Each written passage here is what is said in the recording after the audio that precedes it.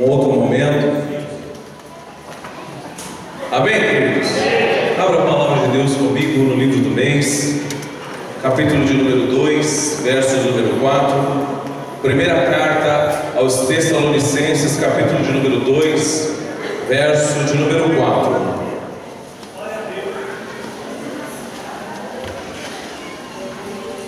Apenas um versículo. Vou fazer melhor. Homens, abram em 1 Tessalonicenses 2,4. E as mulheres, no livro dos Reis, segundo livro dos Reis, capítulo 18, do verso 1 ao verso 3. Homens, 1 Tessalonicenses 2,4. E as mulheres, segundo o livro dos Reis, capítulo 18, do verso 1 ao verso de número 3.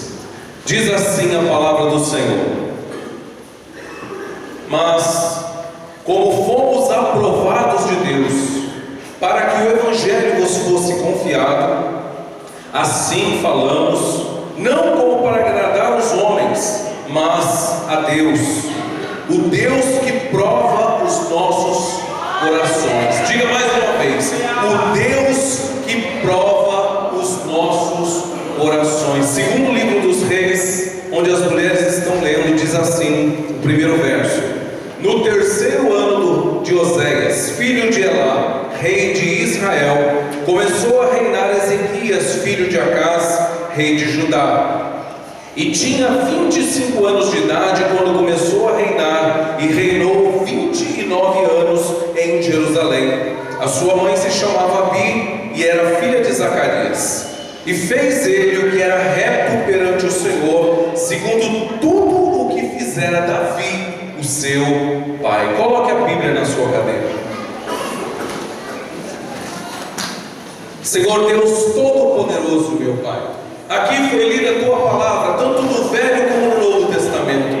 Deus, o Senhor se faz presente, e eu peço ao Senhor, Papai querido, que sempre nos ouve, que o Senhor, pelo Teu Espírito, meu Pai, venha revelar a Tua palavra a cada um de nós, que a Tua palavra, Senhor, venha trazer luz, meu Deus, para a letra que nós acabamos de ler. Senhor, usa a vida deste homem, desse vaso, desse pregador, Pai querido, como um vaso de barro, mas, meu Deus, cheio de óleo do Espírito Santo. Pai, que essa palavra, meu Deus, venha impactar os nossos corações, que como uma semente de vida, ela venha brotar nos corações abertos. E para isso, Senhor, eu tomo posse da autoridade do Teu nome e venho repreender toda arte de rapina, tudo que se levanta para roubar a semente da palavra, distrair as pessoas. Meu Deus, que a atenção do Senhor esteja sobre cada um deles, que a luz do Senhor esteja iluminando cada coração, e que essa semente brote, produza frutos de salvação, de bênção, de prosperidade, e que tudo isso seja revertido única e exclusivamente para a honra e glória do Teu santo nome. E o que crê comigo, diga amém. Amém. Louvado seja o nome do Senhor. Pode sentar, glorificando a Deus. Aleluia. Eu parti do verso escrito pelo apóstolo Paulo à igreja de Tessalônica, dizendo que Deus, Ele prova o coração dos seus filhos, Ele prova o coração daqueles que têm propósito com Ele, que Ele usa na terra. E nosso coração é provado em todos os momentos da nossa vida, na nossa vida sentimental, na nossa vida familiar, na nossa vida ministerial, na nossa vida financeira. O nosso Deus, Ele nos prova a todo momento. E é interessante que aqui a Bíblia fala que Deus prova o coração. Há momentos na vida do homem que ele está em perfeita harmonia, equilíbrio e abundância, tanto na sua vida espiritual, como na sua vida financeira, como na sua vida material, né? Na sua vida familiar. E isso é bom. E Deus também prova quando nós estamos muito bem. A Bíblia diz que um profeta, um dos maiores profetas da Bíblia, que é o profeta messiânico chamado Isaías, ele foi um conselheiro de reis. Ele foi um homem que no seu ministério, passaram-se 4 reis na vida de Isaías. E um dos reis é esse rei que nós lemos aqui que com 25 anos ele começou a reinar em Jerusalém, em Judá. Mas o primeiro rei que passou pela vida de Isaías foi Uzias. Uzias era parente de Isaías. E a Bíblia diz que este homem provou de grande prosperidade. O rei Uzias contou com grande prestígio, grande honra. Ele é um homem que tinha um exército, tinha uma riqueza, as suas riquezas estavam em ordem. Ele era um homem de conquistas, ele saía e conquistava. A Bíblia diz que Deus era na vida de Uzias, e ele tanto prosperou, ele tanto foi bem, que infelizmente a Bíblia diz que a queda dele se deu no dia em que ele se orgulhou. O homem, quando tem muito, também é provado. Deus provou o homem na sua prosperidade, queridos. Deus prova o nosso coração. A Bíblia diz que ele se orgulhou tanto que ele começou a querer fazer além daquilo que Deus pediu para ele fazer. Ele era rei, e como rei muito abençoado, a Bíblia diz que Deus o abençoava. Só que um dia ele quis tomar algo que não era dele. Ele quis entrar no ministério dos sacerdotes e quis oferecer incenso ao Senhor no lugar dos sacerdotes. E, amados, o homem pode errar, queridos. O homem, ele pode pecar, e a misericórdia do Senhor, ela está cada manhã estendida para os seus, queridos. Mas olha, querido, não brinca com a autoridade de Deus. Você pode ser poderoso, você pode ser abençoado por Deus, você pode ser prosperamente abençoado, tua família pode estar em ordem, podeis, não toque nos ungidos do Senhor, não mexa na autoridade de Deus. E esse homem tocou na autoridade de Deus quando ele quis agir contra os sacerdotes, nos oferecendo incenso no lugar dos sacerdotes. E os sacerdotes, mais de 80, se levantaram contra o rei, não em rebelião, mas para abrir os olhos do rei, e que ele estava pecando contra o Senhor. A partir daquele dia, em vez dele se arrepender, na hora que Deus provou o coração dele, ele poderia muito bem dizer: eu pequei como Davi, pequei contra o Senhor, se arrependia, e ali a prosperidade, a bênção de Deus se multiplicaria na vida dele. Mas não, ele se manteve orgulhoso, porque ele era o rei. E a Bíblia diz que porque ele exaltou o seu coração, a lepra pegou a sua testa, e ele foi contaminado de lepra, e por causa da lepra ele veio a morrer. Capítulo número 6 do livro de Isaías diz que no ano em que morreu o rei Uzias, Isaías teve um encontro com Deus. Isaías tinha o seu rei como um homem poderoso, mas Isaías entrou em parafuso, e ele viu que tinha algo muito mais profundo para ele conhecer. E Deus quer revelar algo profundo hoje, nessa noite, para você. Mas não é sobre essa visão maravilhosa que Isaías teve de Deus que nós vamos falar, mas sobre o quarto rei, e que esse homem discipulou. Porque o primeiro o desprezou, o segundo pouco o ouviu, o terceiro completamente desprezou os seus conselhos. Se Uzias foi o primeiro rei, Jotão foi o segundo rei, mas o terceiro rei se chamava Acás. Pastor, por que o senhor está falando tudo isso? É uma introdução do que eu vou falar para você daqui a pouco. A Bíblia diz que se levantou um homem tão ruim, mas tão ruim, queridos, que não queria saber do Senhor na sua vida. Um homem que desprezou tudo que tinha a ver com Deus e começou a viver segundo a sua própria vontade. Eu não sei como você entrou aqui nessa noite, meu irmão. Eu não sei se o seu coração está pequenininho, se você tem passado dias de turbulência e de aflição. Mas talvez, queridos, Deus permitiu você chegar até aqui porque Deus está provando o teu coração. Esse homem chamado Acás foi um homem que começou a perder na vida. Sabe por quê? Porque ele desprezou a Deus. Enquanto o rei Uzias prosperava, porque buscava Deus, embora no final da sua vida ele tenha pecado e se enganou,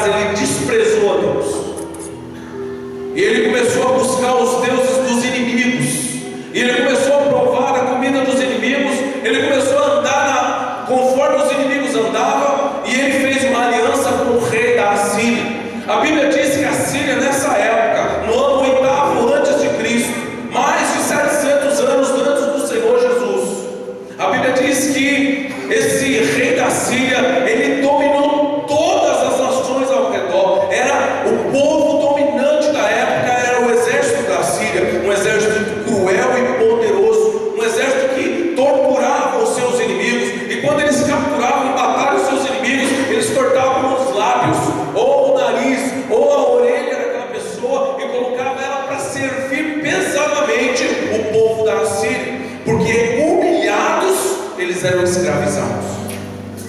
Um povo que fazia com que os seus inimigos fossem empalados. O que é empalado, pastor? É o mesmo que dizem que o Conde Drácula fazia. Ele pegava o seu inimigo e pendurava ele no espeto, e ele era fincado no espeto. Ele ficava fincado, agonizando até morrer. Olha a crueldade do povo da Síria. E o povo da Síria estava acostumado com o seu grande exército a somente ter vitórias. Mas a Bíblia diz que Acaz estava colecionando derrotas. Meu Deus, o que é que está acontecendo? Se o rei que não ama a Deus, que não reverencia a Deus, só prova da prosperidade, só prova das vitórias, por que o povo de Deus, o povo de Judá e o povo de Israel estava sofrendo? É por causa do seu líder. Quando o líder abandona a Deus, quando o cabeça de uma casa despreza as coisas de Deus, toda a família sofre. Por isso que existem casamentos quebrados, empresas quebradas, países quebrados. O nosso país, depois da virada do ano 2000, entrou num declínio moral maior do que já era antes. O lesbianismo, o homossexualismo, as leis favoráveis a aborto, as leis favoráveis, meu irmão, esse tal de ideologia de gênero, tudo começou a feder diante de Deus. Começaram a tirar a Bíblia dos hotéis, estão querendo tirar aquelas bíbliazinhas azuis dos gideões dos hotéis, das escolas. Começaram a tirar os símbolos cristãos dos lugares. Começaram a aprovar leis para tirar o ensino religioso das escolas. Começaram a perseguir pastores. Começaram a perseguir igrejas. Começaram a aprovar leis municipais para se fechar igrejas. Lei do barulho, lei de habitabilidade, de impacto de vizinhança. É tudo muito bom, é verdade. Mas começaram a perseguir a igreja no Brasil. E eles estavam como a casa aqui, muitas vezes, nós estávamos vivendo um tempo de prosperidade. Mas o juízo de Deus provou o coração do Brasil. Deus está provando o coração do Brasil. A Bíblia diz que Acaz, no tempo da sua maior provação, em vez de ele buscar a Deus como os outros reis de Israel, como os outros reis de Judá, ele mais se afastou ainda de Deus. E a Bíblia diz no capítulo 28 de 2 Crônicas, que ele morreu, e foi tão humilhante para ele, que ele nem foi enterrado junto ao túmulo de Davi, ao túmulo dos reis de Israel. Ele foi enterrado na cidade. Desprezaram até o funeral desse rei. Olha que coisa vergonhosa para um rei de Israel. Mas a Bíblia diz que, embora Acaz tenha desprezado os conselhos de Isaías, enquanto ele estava fazendo o que dava na telha dele, tinha um jovem crescendo. Por isso, jovens apaixonados. Não sei quem é o teu pai, não sei qual é a história da tua família, mas Deus está preparando um discipulador para você. Isaías plantava palavras de vida no coração de um jovem, filho de rei. Isaías também era da nobreza, frequentava o palácio, tinha livre acesso, e sempre que podia, ele plantava uma palavra de vida no coração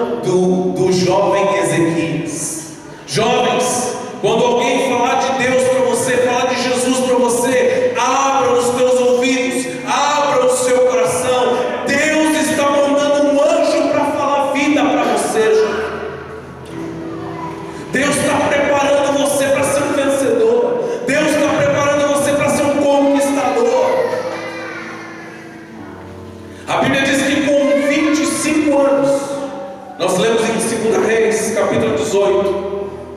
Ele se levantou como rei de Judá, rei de Jerusalém. Versículo 3: e fez ele o que era reto perante o Senhor, segundo tudo o que fizera Davi, o seu pai. Meu Deus, mas ele não era filho de Davi. Por que a Bíblia está dizendo que ele era filho de Davi? É porque a paternidade apostólica de Davi, a paternidade plantada por Isaías, identificava ele como um filho de Davi. O que é ser filho de Davi? Alguém que honra o trono em nome de Deus. Porque Davi tinha uma promessa, pergunte qual? Davi tinha uma promessa, pergunte qual?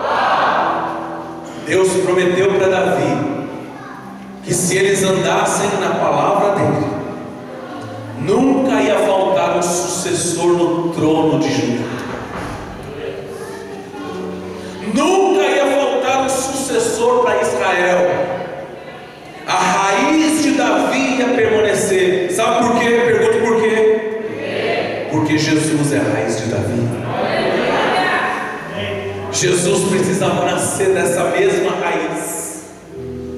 Deus tinha um propósito com o trono de Israel.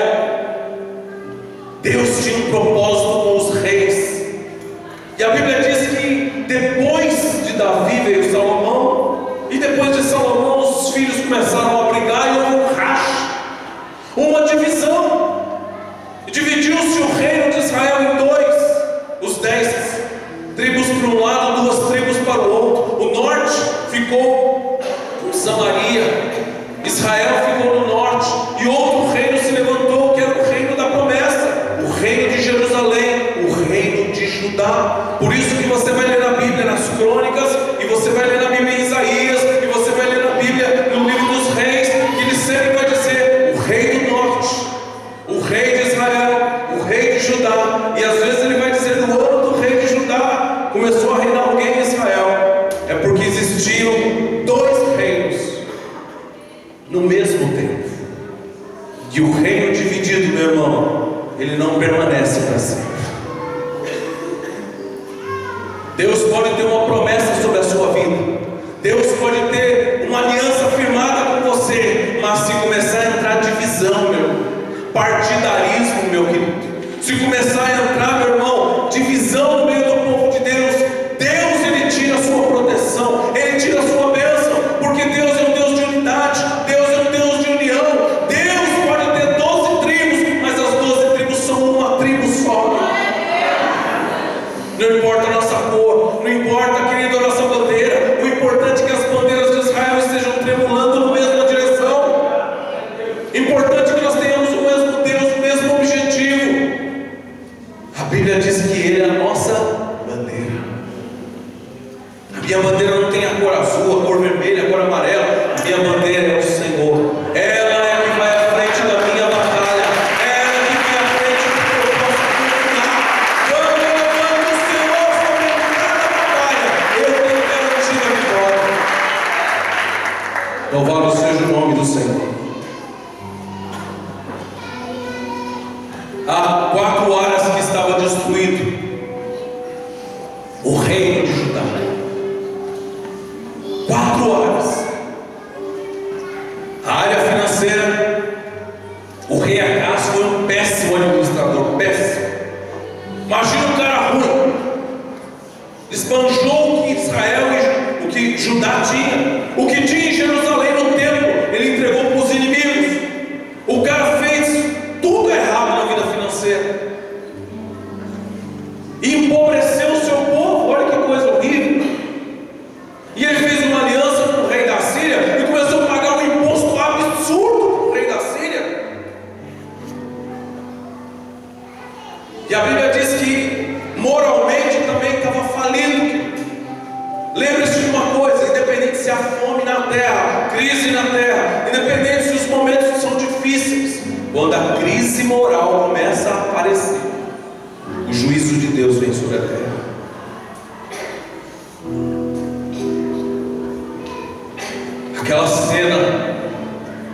daquela travesti transexual. É uma mulher perfeita, crucificada na Avenida Paulista, como se fosse Jesus, com a coroa na cabeça. Aquilo é a abominação diante de Deus. Aquilo foi declínio moral da nossa nação. O povo de Deus tinha que ter se ajoelhado, chorado, rasgado suas vestes, clamado a Deus, pedindo misericórdia. Me esquece daquela pessoa, não é ela. É o sentimento da nação, enquanto riam, enquanto se alegravam, enquanto achavam que o Brasil estava vivendo uma libertação. Na verdade, nós estávamos entrando no declínio moral. Caiu o presidente, vai cair líder de congresso, vai cair líder de senado, vai fazer a palavra ao Brasil, querido. Deus, ele tem paciência, permite, o cara faz errado, rouba, trai a mulher, faz um monte de porcaria, mas começaram a mexer na santidade de Deus. Eles começaram a fazer afronta diante do Senhor. E a Bíblia diz que não tinha exército, não tinha dinheiro. A vida espiritual estava acabada porque o pai dele, a casa, ele mandou fechar as portas da igreja. Vou falar na nossa linguagem. Ele vendeu os instrumentos, ele quebrou os vasos na casa do Senhor, no lugar onde vai o óleo. Ele tirou os sacerdotes, desprezou os homens e mulheres de Deus, pôs para fora da igreja, mandou fechar a porta e colocou um monte de abominação, ídolos. Esse homem afrontou a Deus. Mas louvado seja o nome do Senhor. Se levantou um jovem de 25 anos. Quantos jovens aqui tem 20 e poucos anos? Levanta sua mão. Você que tem de 20 a 30 anos, olha aí. Aleluia. Vem cá, Cris. Olha o rei Uzias aqui. Quantos anos você tem? 19. Agora fala a verdade. 28. 28. Olha o rei Uzias. Pensa bem agora. Ele tem a aparência, né, de rei. Mas antes dele chegar nessa estatura aqui, olha para o Uzias, esquece dele. Deus fez ele crescer aqui, ó.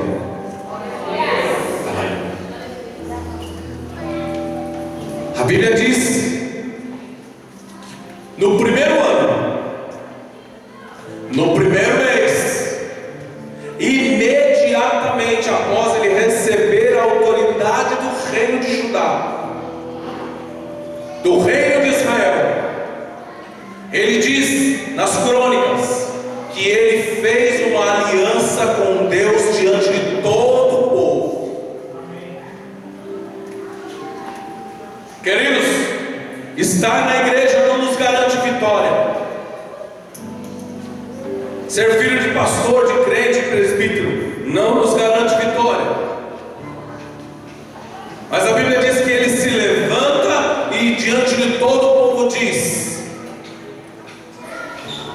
vamos, todos nós, como nação, nos arrependermos e fazermos uma aliança com o nosso Deus. E eu vou tomar posse das palavras. Meu discipulador me alimentou esses anos todos. O meu discipulador diz, Isaías 43, do 1 ao 10. Vamos abrir.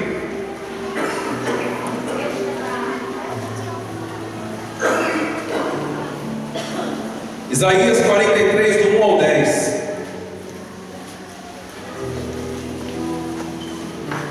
Livro de Isaías. O que será que esse homem estava plantando no coração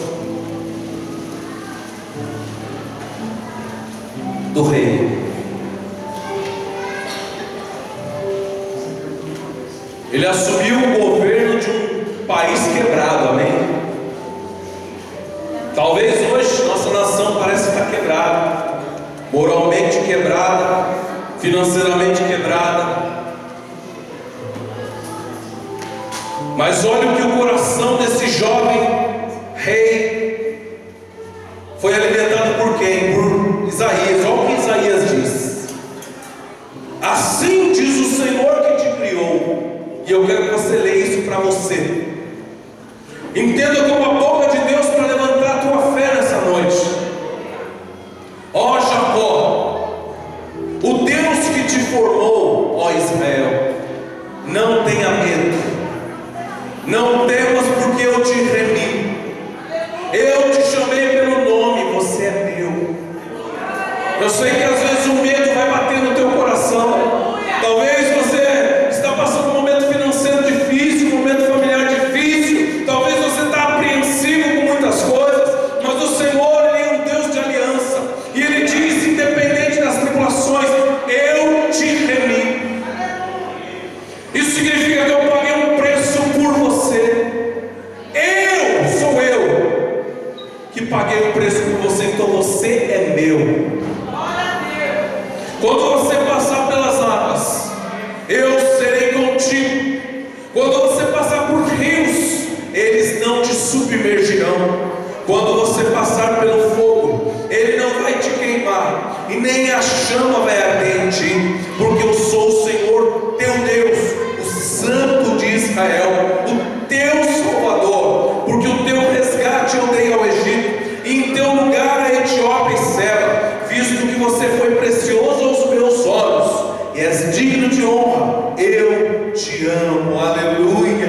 Quem disse que Deus não fala que te ama no Velho Testamento? Olha a revelação do amor de Deus já no Velho Testamento. Ele dizendo que te ama. Portanto, darei homens por ti, e esses povos pela tua vida. Não temas novamente, pois porque eu sou contigo, trarei a tua descendência desde o Oriente, e te ajuntarei desde o Ocidente. Direi para o norte, dá. Direi para o sul, me dá. Não retenhas. Traz os meus filhos de longe, e as minhas filhas da extremidade da terra. Todo aquele que é chamado pelo meu nome, e que criei pela minha glória, e que formei, e que fiz, fazei sair o povo que é cego e que tem olhos, e os surdos que têm ouvidos. Todas as nações se congreguem, e os povos se reúnam. Quem dentre eles pode anunciar isso? Mostrar-nos coisas já passadas. Apresentem as suas testemunhas, para que se justifiquem, e para que se ouça, e para que se diga que tudo isso é verdade. Vós sois as minhas testemunhas do Senhor, e tu és o meu povo, a quem eu escolhi, para que saibais e creais e entendais que sou eu mesmo. Antes de mim nenhum Deus existiu, e nenhum se formou, e depois de mim nunca haverá Deus. Glória ao nome do Senhor.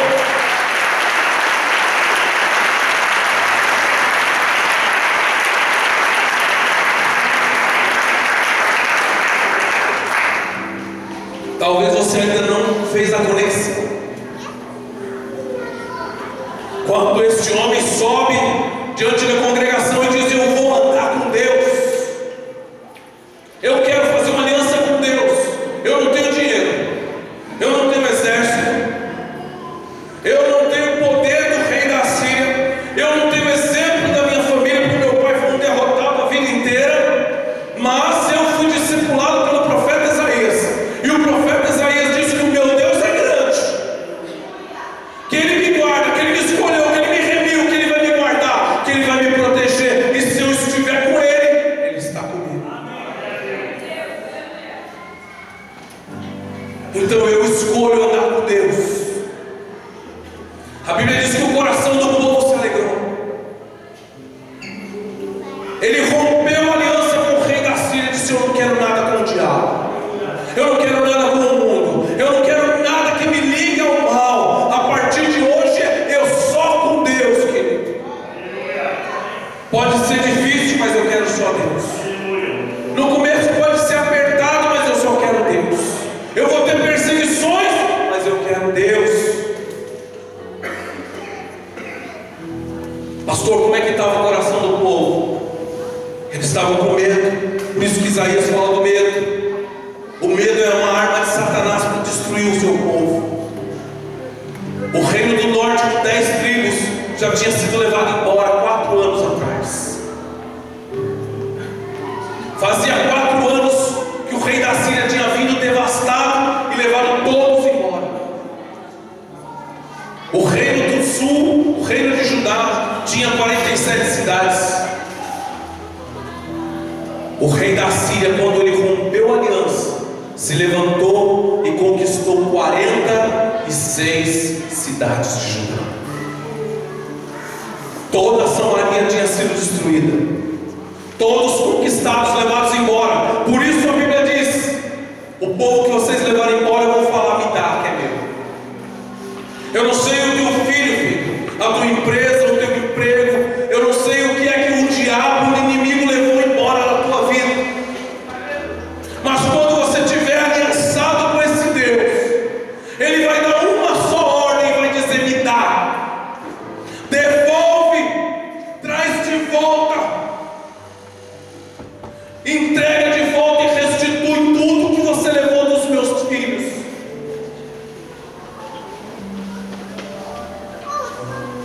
Aleluia.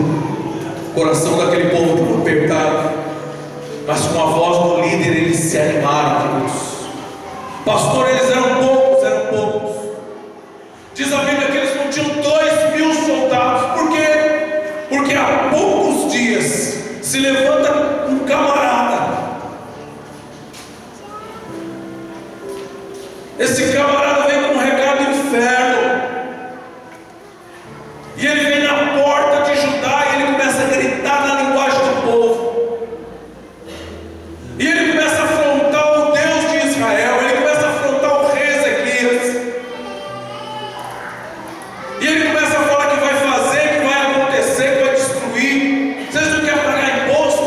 Vocês não querem ser nossos servos? Então nós vamos destruir tudo.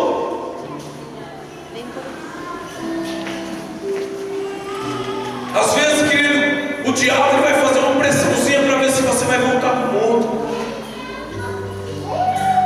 Primeiro ele vai te dar um susto, que é isso que ele fez aqui. Segunda coisa que ele fez um convite aparentemente agradável. Ele disse para o povo que estava nos muros: não escuta o seu Deus, não. O seu Deus não vai te salvar. Não escuta o teu líder, não. Esquece o que o teu líder está falando. Ele está falando besteira. O teu líder está pondo fé no coração de vocês nesse Deus. Olha o que nós fizemos com os outros deuses. Por acaso outras cidades mais poderosas que vocês não conseguiram nos resistir? Por que vocês vão conseguir? Olha, eu vou fazer aqui uma brincadeira com vocês. Se vocês conseguirem cavaleiros, o meu Senhor vai levantar 2.000 cavalos aqui. Eu quero ver se vocês conseguem colocar 2.000 cavaleiros em cima. Vocês não têm nem 2.000 soldados para brigar com a gente. Olha a quantidade de homens aqui prontos para destruir vocês. Às vezes nós olhamos e o inimigo é maior do que nós. A dívida é muito grande. A afronta do inimigo é terrível. A vergonha: eu fui traída, eu fui traído. A vergonha se levanta. Satanás te bombardeia à noite, pensamentos. Ele vem afrontando a sua alma. Louvado seja o nome do Senhor. Todos os homens daquele muro permaneceram calados, porque a Bíblia diz que o rei Ezequias ordenou antes: vocês vão ouvir as afrontas do inimigo e vão ficar em silêncio, porque é o nosso Deus que vai fazer justiça por nós. Ele é a nossa rocha, nosso escudo, nossa fortaleza. Vocês são a menina dos olhos dele. Quem tocar em vocês, toca nele. Então somente creia. Mas Senhor, está muito grande a luta. Creia. Senhor, a perseguição, a onda se levantou. Aqueles que passaram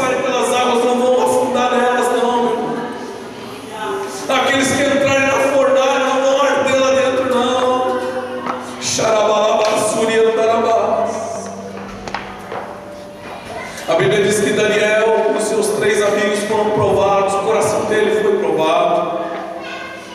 Ele era um político que não se corrompia. E a Bíblia diz que os corruptos armaram uma lei para poder pegar ele. E ele foi lançado na cova dos leões, mas aleluia. Pensaram que ele estava sozinho, mas o anjo do Senhor estava com ele, fechando a boca dos leões. Ninguém acredita na sua sobrevivência, mas Deus acredita. Pensaram que Daniel estava sozinho, mas ele entrou junto com o Senhor lá dentro. Eu não sei se o Senhor vai me livrar da cova ou o Senhor vai entrar dentro comigo. O importante é que louvado seja o nome do Senhor. Às vezes Deus vai te livrar da cova, às vezes Ele entra com você, irmão. Deus está provando o nosso coração se nós vamos ser firmes até o fim, na nossa integridade, na nossa fé, na nossa declaração, na nossa aliança. Os amigos de Daniel, Sadraque, Mesaque e Abednego passaram por uma prova de coração. Eles podiam abrir mão, eles podiam ficar com a sua segurança, eles podiam ficar bem, mas até o último dia eles não se dobraram diante de outra autoridade. O rei da Síria queria que Ezequias se dobrasse diante dele. Querido, a prova pode ser forte, pegando fogo contra você. Não se dobre. Não se dobre, mocinha. Você tem algo precioso, é para o teu marido. Guarda para o teu marido. Pode parecer cafona hoje, mas vale a pena. Não te dobre por uma tentação. Jovem, não se dobre por causa de dinheiro. Os teus amigos, em um dia você vai ter que visitar eles na cadeia. Parece bonito o tênis deles, parece bonito a moto deles, parece bonito as roupas deles, mas quando você vir falar que eles foram presos, você vai dizer que o Senhor te livrou. Deus está provando o teu coração. Eles entraram na fornalha, aleluia. 3 homens entraram. Senhor, o Senhor quer mesmo que eu entre lá, Senhor. Eu não vou voltar para trás. Eles entraram, e a Bíblia diz que a fornalha estava tão quente, e eles mandaram aquecer várias vezes aquela fornalha, que até os homens que estavam na porta dela foram mortos queimados. E eles viram 4 pessoas dentro daquela fornalha. Quando passares pelo fogo, oh meu Deus, eu não sei o fogo da prova que está vindo sobre você, meu irmão.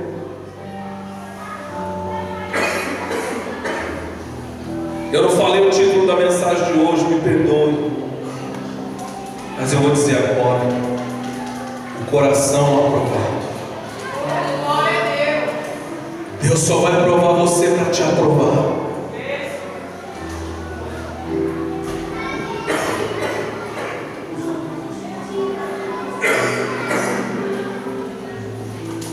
Senequeribe era o rei da Síria.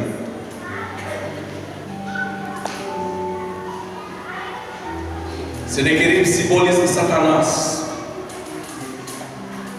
simboliza o inimigo afrontando, simboliza o inimigo oferecendo coisas para te livrar daquele momento de aflição. Às vezes aquilo que nos livra do momento da aflição não é de Deus. Às vezes nós vemos um escape e falamos: não, esse caminho é mais fácil, eu acho que esse caminho é bom, mas pode ser o próprio Satanás preparando um caminho para você, para te pegar para frente. A Bíblia diz que ele vem com cartas de afronta às portas de Jerusalém, e a carta de afronta fala contra uma autoridade, porque Satanás sempre vem contra a autoridade, desde o começo da história, e veio contra Deus. Mas com o povo, ele disse diferente. Ele disse assim: mim. Olha a voz do diabo. Esquece o teu líder, esquece o teu Deus. Rendam-se a mim, e cada um de vocês pode sair sem nenhum problema, comer do seu trigo, beber do seu vinho, beber água da sua própria cisterna, e depois eu vou pegar vocês e vou transportar para um lugar tão bom quanto esse, sobre o meu domínio. Olha a proposta que Senequeribe mandou para os filhos de Jerusalém. Satanás está fazendo a mesma proposta para a igreja hoje. Ele está na porta da igreja hoje, rodeando, bramando como um leão, lutando com unhas e dentes contra os líderes. Mas para o povo, ele diz: vem. Por que você está passando esse aperto? Olha que coisa boa aqui para você. Por que você está passando essa humilhação? Olha um escape aqui para você. Então somente se renda a mim, e as coisas vão ficar mais fáceis para você.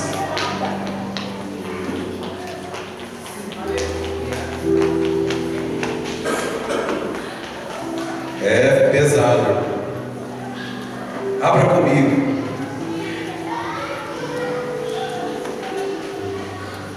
Isaías capítulo 36.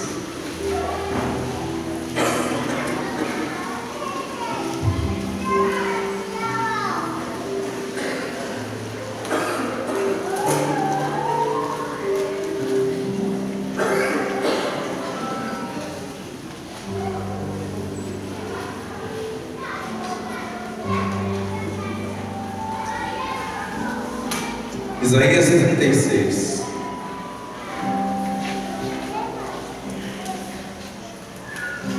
Aleluia.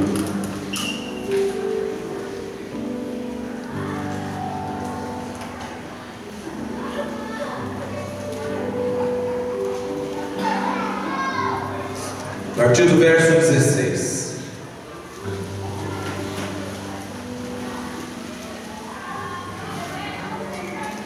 A partir do 15.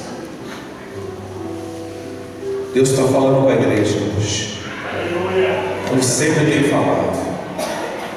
Nem tampouco Ezequias vos faça confiar no Senhor, dizendo: infalivelmente nos livrará o Senhor, e esta cidade não será entregue nas mãos do rei da Síria. Enquanto o inimigo rugia lá fora, o rei estava em intercessão aqui dentro dos muros. Confie em Deus. Deus vai nos livrar. Nós estamos aliançados com Ele.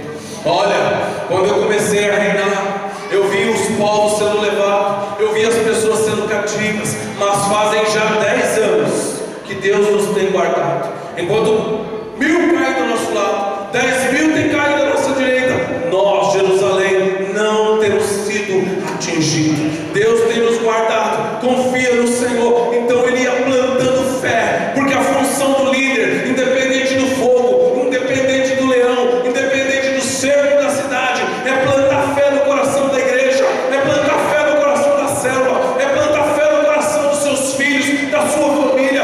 O líder passa a Deus através da sua fé para as pessoas.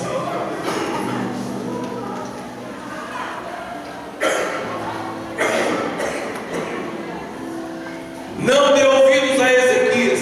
Satanás, ele não quer que você ouça os seus pastores. Por isso, pastores, a nossa responsabilidade é grande, porque eu posso pensar muitas coisas, mas eu só posso falar de acordo com a palavra. Eu posso ter opiniões diversas, mas quando eu falo pelo Senhor, eu tenho que falar com temor, baseado nessa palavra.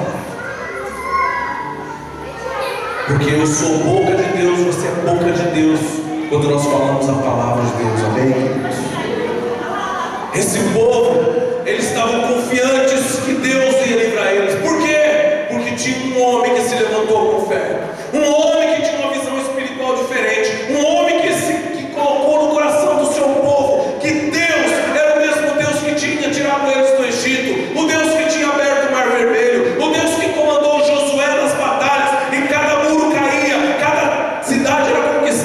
porque Deus era com eles. Deus continua sendo conosco. Ele é o mesmo ontem, hoje, será eternamente. Deus é o mesmo Deus. Somos nós como nação que mudamos. Somos nós como igreja que mudamos. Somos nós como pessoas que mudamos. Talvez a nossa fé não seja a mesma, talvez a nossa convicção não seja a mesma, mas queridos, Davi, aleluia, era o exemplo apostólico da vida de Ezequias. Davi errou, Davi cometeu momentos difíceis, teve um tempo de relaxamento, teve um tempo que ele ficou na varanda, teve um tempo que ele já não saía guerra, mas aleluia, depois ele pecou, mas ele se ajoelhou diante do Senhor e reconheceu os seus erros.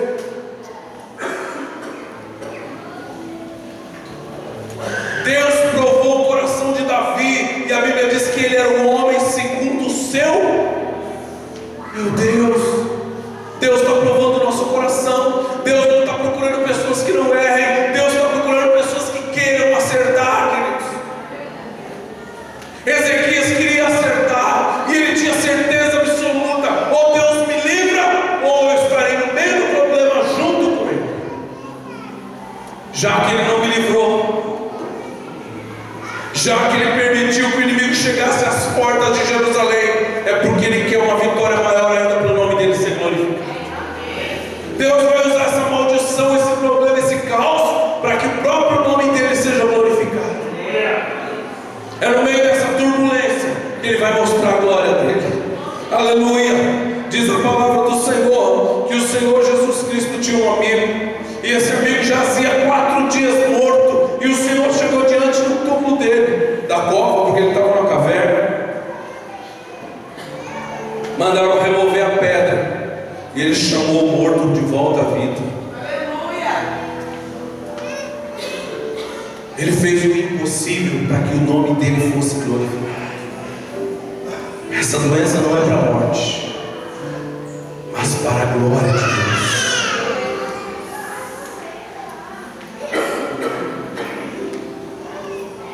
Isaías plantou palavras de fé. No capítulo 43, versículo 26, diz assim: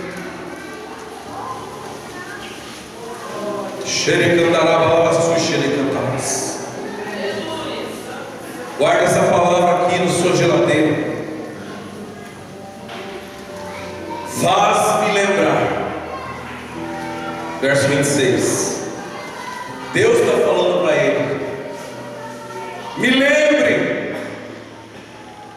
entremos juntos em juízo, conta as tuas razões, para que eu possa te justificar. Deus está no controle de todas as coisas. Deus está no controle de todas as coisas.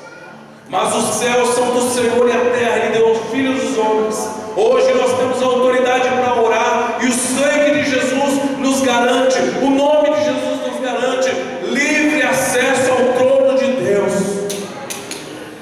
Independente se Ele permitiu que a tribulação, que o mar se levantasse, que o fogo ardesse, o Senhor está esperando a tua oração. A Bíblia diz que Ele pega as cartas e Ele fala para o seu discipulador, Ele manda dizer: pega firme na intercessão aí, que eu pego aqui.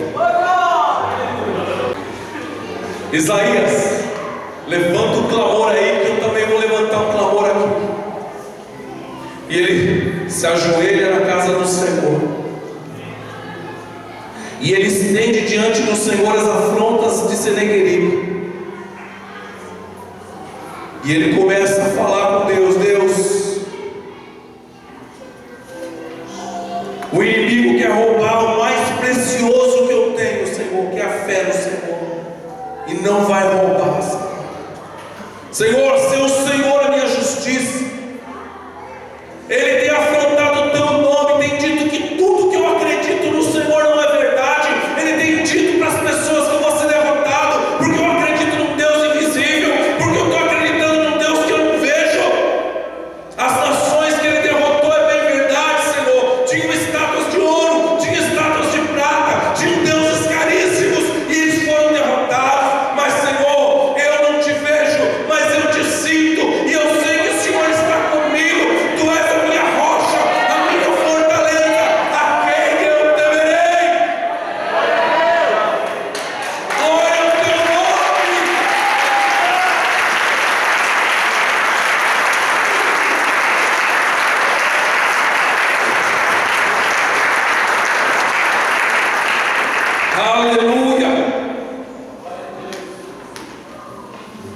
terminar, abre comigo, voltando lá em Isaías. Louvado seja o nome do Senhor.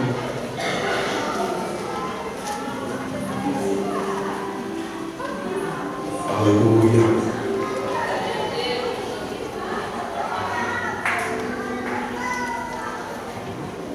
Recebendo, versículo 37, 14. Recebendo Ezequias as cartas, lendo-as, subiu à casa do Senhor, estendeu as afrontas diante do Senhor e orou. Talvez está faltando a oração na sua vida, e aqui eu vou fazer só uma paradinha. Só uma paradinha, verso 16.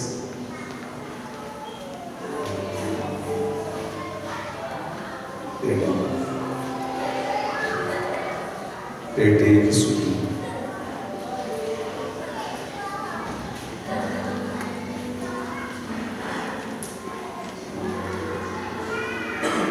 Aqui. 15. 37, 15.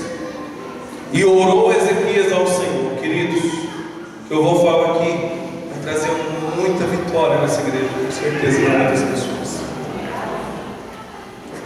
Nós, como igreja, o pastor Lima, como sacerdote, como anjo dessa igreja aqui, pastor Viviane e outros líderes, presbítero Frank, pastor Agripino, homens de Deus que têm levantado clamor, mulheres de Deus nas intercessões, é muito importante. Mas vai ajudar só um pouquinho, perto da grande ajuda que você tiver se você orar na intimidade com Deus.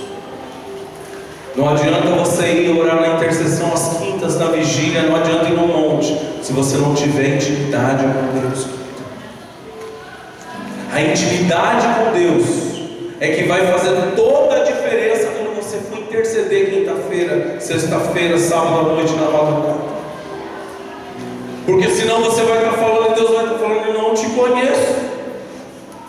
E você está no meio dos pastores e gritando, e papai, para a cabeça, mas Deus não está ouvindo a tua oração. Ele não conhece as tuas lágrimas, Ele não conhece o teu coração. Você não fala com Ele na sua intimidade.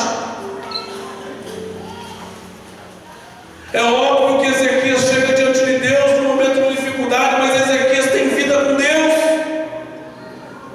Isaías tem falado com ele. Você vê que os reis de Israel não têm essa intimidade de falar com Deus pessoalmente. Eles pedem para o profeta orar, e ele também pede, só que ele manda o profeta na intercessão e ele também vai para a oração. Tem muita gente confiando na oração do outro. Amado, por um tempo é muito bom, por um tempo funciona, mas vida com Deus é que vai te livrar da fornalha, querido.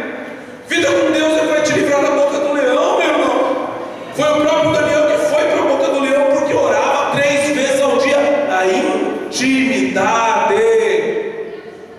Ninguém está vendo você, suas palavras parecem, querido, que você às vezes nem consegue falar, você até chora, balbucia alguma coisa. Deus está entendendo tudo.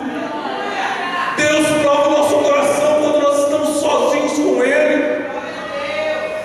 Talvez o seu cantinho de oração seja o chuveiro, o volante do seu carro, o closet da sua casa, o armário, o guarda-roupa, não sei. Mas eu sei que Deus quer ouvir o seu choro, o seu clamor, o seu gemido, a sua oração todo dia, na hora da tua intimidade com Ele. Glória a Deus. As pessoas olham a vida dos vencedores e não entendem que eles tiveram uma preparação todo dia.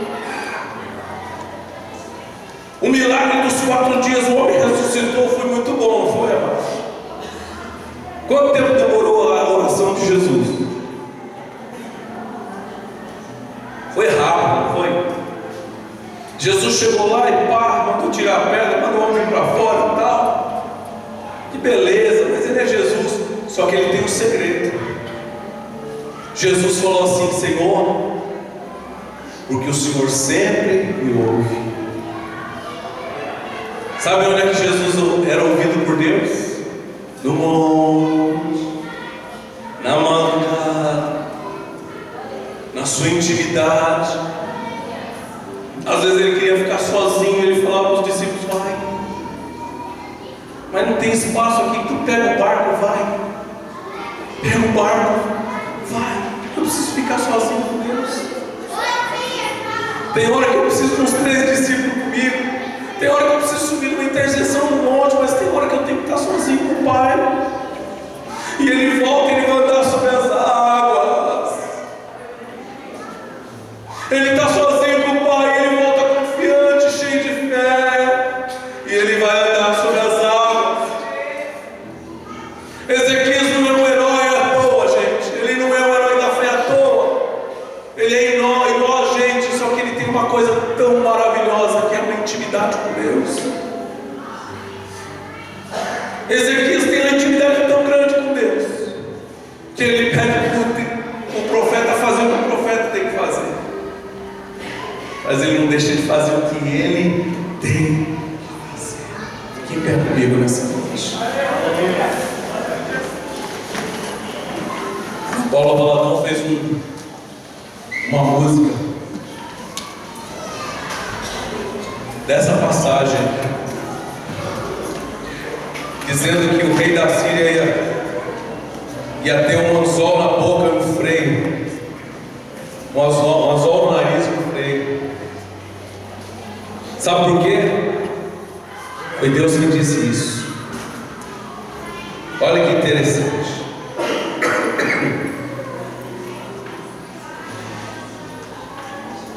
Aleluia, Jesus. Ele se levanta e Isaías disse assim para ele: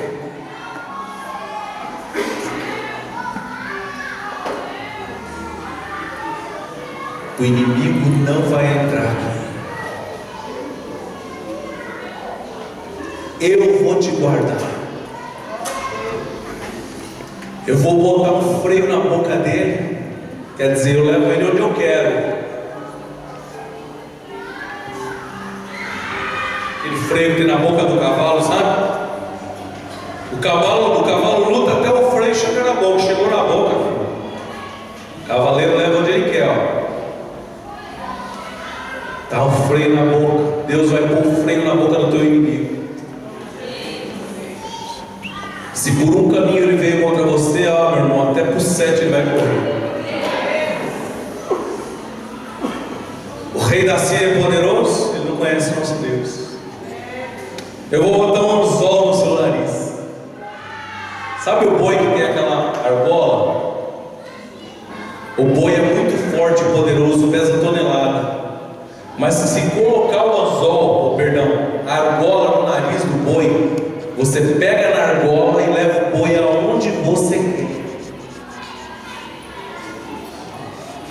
Essa dívida parece incontrolável, que nem um touro.